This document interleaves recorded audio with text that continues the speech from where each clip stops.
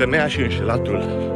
Îmi pare rău să o spun, prietene, dar dacă femeia înșală, s-a tras cortina. E timpul să te trezești. S-a terminat. S-a terminat povestea de dragoste în care ai crezut că ești actorul principal. A fost o scenetă de teatru.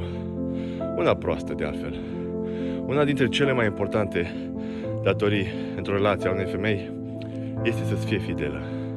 Punct. Ca bărbat, tu nu ceri mult într-o relație. Iar dacă ea alege să te înșele cu un alt bărbat, a comis cel mai înalt act de trădare împotriva ta. Infidelitatea este o alegere, nu o greșeală. Ca bărbat, poți să te culci cu femei, fără să te atașezi emoțional. Ca femeie, nu. Încă ceva. Dacă cineva îți fură partenerul, nu este pedeapsă mai mare decât să-l lași să-l păstreze.